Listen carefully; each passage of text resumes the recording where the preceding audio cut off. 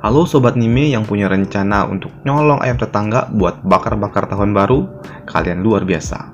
Kalau di tempat Bang Jack biasanya ada kehilangan kambing ini, kalau mau tahun baru pasti ada aja yang hilang. Dalam kesempatan kali ini Bang Jack akan lanjutkan lagi alur cerita dari manhwa Immortal Sword Reverse World atau sinetron dunia kebalik. Nah yuk langsung aja kita gas! Dunia kebalik part ke-7 dimulai dari chapter berapa lah Bang Jack lupa ini. Kita diperlihatkan King dan si gadis kecil selesai menanam padi. Kali ini mereka melakukannya tidak sepanjang malam. Setelah menanam padi bersama si gadis ini pun kembali untuk tertidur. King yang tanpa sengaja menyentuh mouse komputer di sebelahnya membuat komputer yang ada di depannya hidup. Di dalam sana ternyata King melihat apa yang dikerjakan oleh si gadis kecil ini. King melihat kalau si gadis kecil melakukan banyak sekali cara untuk membantu King melalui informasi yang ia temui dari rekan-rekannya. Informasi yang didapat kali ini merupakan tentang ilmu bela diri kuno. King yang melihat perjuangan si gadis ini membuatnya sangat tersentuh. Ia kini kembali memberikan kecupan hangat sebagai ucapan terima kasih sebelum ia pergi meninggalkan si gadis kecil ini. Kini King pun berjalan di pinggir kota untuk kembali pulang ke rumahnya. Tak lama telepon genggamnya pun berbunyi. Di panggilan itu ternyata terhubung dengan ayahnya. Ayahnya pun menanyakan di mana posisi King, karena ibunya akan segera menjemput King saat ia pulang kerja. Tak lama setelahnya, ibunya pun datang. Kini ibunya datang mengendarai sebuah mobil tua. King pun memasuki mobil tua itu sembari menyapa ibunya. Ibunya King pun merasakan kalau King memiliki aroma parfum para gadis. King memberikan suatu alasan kalau dirinya habis menghadiri pesta ulang tahun temannya, padahal yang sebenarnya ia habis menanam padi bersama si gadis kecil itu. Kini ibunya pun menyalakan api udut. Hal itu ia lakukan dengan alasan untuk menyamarkan aroma parfum wanita dari ayahnya yang ada di rumah. Tak lama setelah itu, kini telepon genggam King pun kembali berbunyi. Ternyata isi pesan yang ia terima memberitahu kalau jimat yang ia jual telah laku dengan harga sekitar 1,2 juta yuan. Pada esok malamnya, di tempat nongki-nongki, kini King bersama pria putih ini bertemu. Sembari makan malam, mereka pun minum. Mereka pun berdiskusi tentang barang-barang antik yang akan dijual oleh King melalui pelelangan. Si pria putih pun memegang liontin yang diberikan oleh King. Ia menaksir kalau liontin ini memiliki harga tidak kurang dari 10 juta yuan. Setelah berdiskusi panjang tentang barang yang akan dilelang, mereka pun kini minum-minum ekstra jos susu. Dan tentunya kalau habis minum ekstra jos, pasti suka curhat. Kini mereka pun curhat tentang kehidupan pribadi mereka. Setelah dari acara melepas curhat, kini King kembali ke rumahnya dengan keadaan setengah oleng. Ia melihat ada seseorang di depan pintu rumahnya, tapi orang itu pun tidak masuk ke dalam. King yang melihat dari belakang, ia pun langsung memegang pundak wanita itu, yang membuat wanita itu pun terkejut. Ia yang terkejut tentu saja berteriak. King pun langsung saja menutup mulut wanita itu karena terlalu berisik. Ternyata wanita itu adalah kakaknya. Ternyata mereka berdua ini sama-sama pulang malam dan habis dalam kondisi setengah oleng. Kini King pun membawa kakaknya dan meletakkannya di kamar. Karena King sudah terlalu oleng, ia pun terjatuh di tempat yang sama dengan kakaknya. Kini ia melihat di depannya ada bibir mungil dan belahan bukit boba yang cukup bulat. Ia juga merasakan kalau ada sesuatu yang lunak, lembut, dan kenyal. Ternyata itu adalah bukit boba milik kakaknya. Ia yang panik langsung berdiri. Ia pun berpikir kalau itu terlalu berbahaya. Ia pun takut kalau karena mabuk ini ia malah menanam padi di tempat yang salah. Keesokan harinya, King pun berjalan ke mall untuk membeli beberapa pakaian mahal.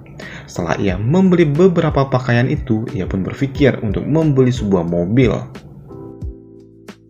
Dalam perjalanannya menuju sebuah dealer, ia bertemu dengan seseorang yang memanggil namanya. Ia adalah teman masa SMP-nya.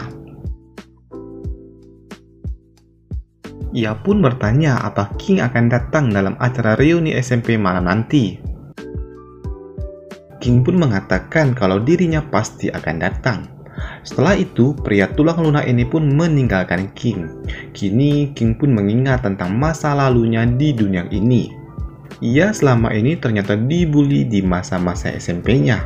Mulai dari digosipin yang aneh-aneh, seperti kalau dirinya ini hanya mengganti sempak seminggu sekali. Sampai ia digosipin oleh para wanita-wanita di sekolah. Tapi kini King yang maco akan merubah itu semua. Tanpa sadar ia sudah berada di dealer mobil. Ia mulai mengecek dan mencoba mobil-mobil yang ada di sana. Sampai pada saatnya ia menemukan mobil yang ia rasa cocok untuk dirinya. Ia pun memutuskan untuk membeli mobil itu. Saat ia akan membayar mobil, ia digosipin oleh para sales girls.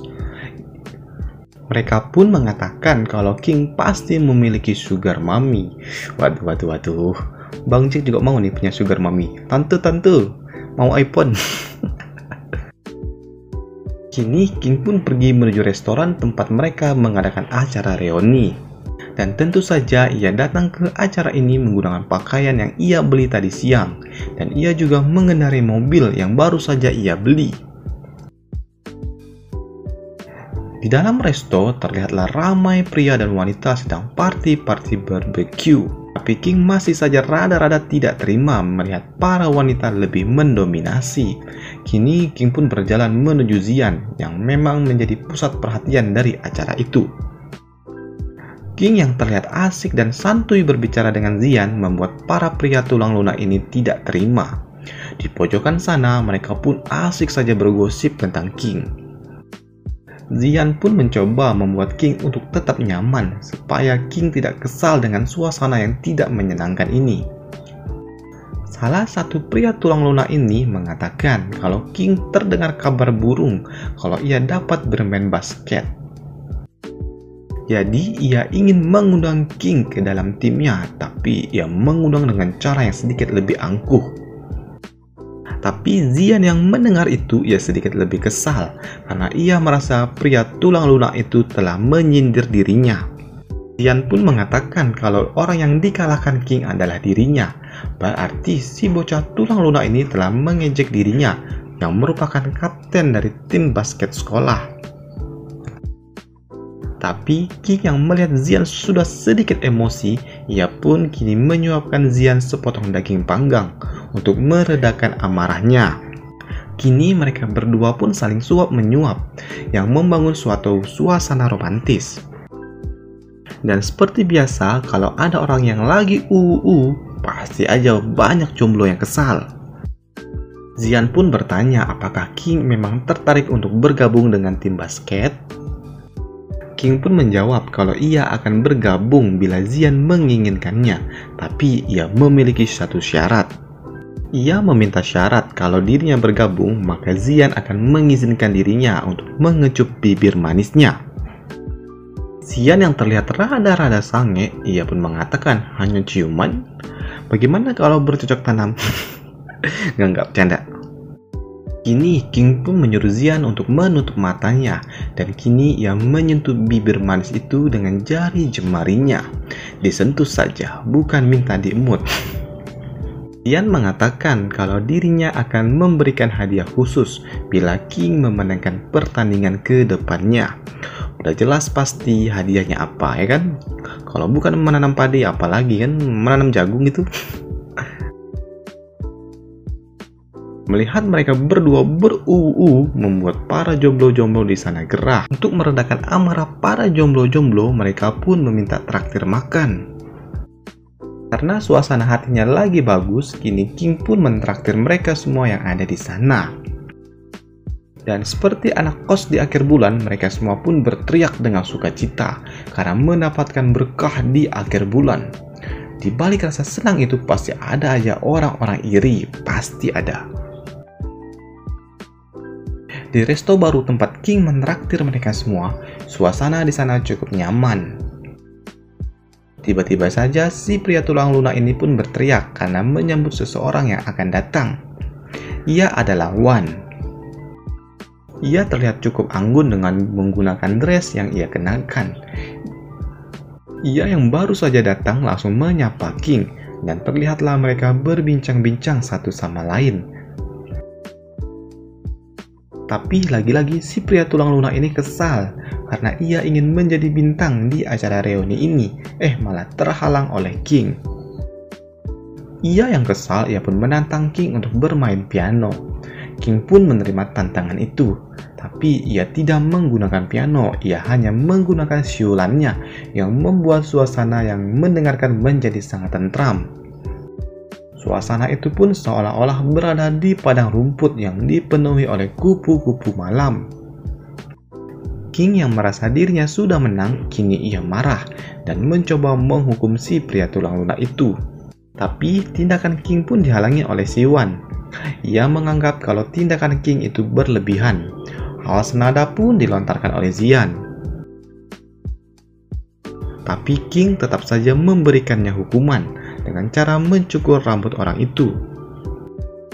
Selain mencukurnya, ia juga mengusir dirinya dari acara malam itu. Setelah kepergian pria itu, pesta pun tetap dilanjutkan. Hari pun semakin malam, membuat Zian semakin nganu. Setelah acara party selesai, King pun ingin segera kembali pulang. Tapi ia menyadari kalau dirinya penuh dengan parfum wanita dan aroma-aroma minuman. Ia pun menelepon kakaknya untuk membantunya mengibuli orang tuanya kalau dirinya saat ini akan tidur di rumah temannya. Awalnya Chu Xiao pun tidak mau untuk membantu adiknya, namun dengan iming-iming sogokan duit, ia pun akhirnya setuju dengan permintaan adiknya. Ia pun berpikir kalau duitnya lumayan banyak, kan lumayan buat nyawer-nyawer di Mango Live. Ia yang tidak pulang ke rumah, kini pergi menuju apartemen milik Hua Hua. Di sana saat ia membuka pintu, ia melihat kalau Hua Hua sedang dipegang oleh lelaki lain.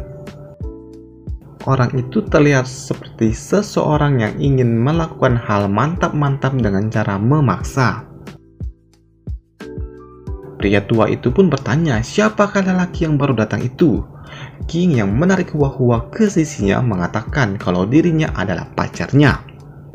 Mendengar itu, ia pun memperkenalkan dirinya kalau dirinya adalah ayah dari si gadis imut ini. Ia yang mendengar kalau King adalah pacarnya, ia pun meminta uang kepada King. Tapi Hua Hua yang mendengar itu marah.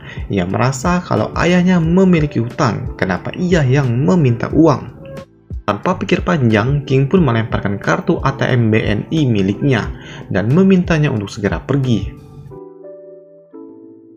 Pria tua itu pun mengira kalau kartu itu isinya kosong, dan ia kembali menarik tangan si gadis imut ini. Ia mengatakan kalau ia akan menjual si gadis kecil ini ke om-om kaya raya, dan ia pasti akan mendapatkan uang yang cukup banyak. Dan kita akhiri dulu videonya di sini, karena saat ini mau hujan kayaknya ini, udah berangin-angin aja ini. Dan sampai jumpa di video selanjutnya. Bye!